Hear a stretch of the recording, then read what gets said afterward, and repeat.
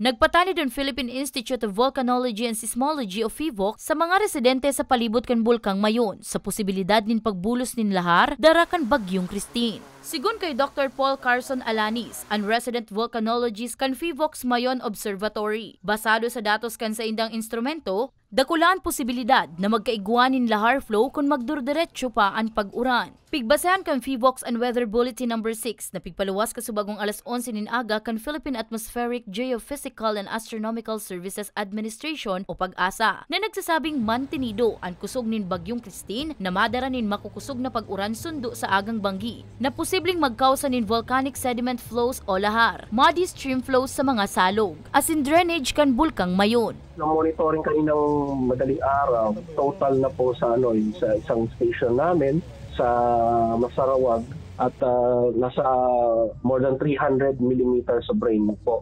As of 4 p.m. today, since kaninang alauna sa madaling araw. Partikular na pigpapapreparar kan PHIVOC's ang mga residenteng hararani sa mga salog, arog kan Miisi, Binaan, Anuling, Kirangay, Maninila, Masarawag, Muladbukad, Nasisi, Mabinit, Mataanag, Bunga, Buyuan, Basod, asin Bulawan channels sa Albay. Sa presente, maigot ang sa indang monitoring sa aktibidad kan bulkan, asin sa threshold kan uran sa itaas na porsyon kan bulkan. Para sa mga baretang Tatak Bicol, Danica Garcia.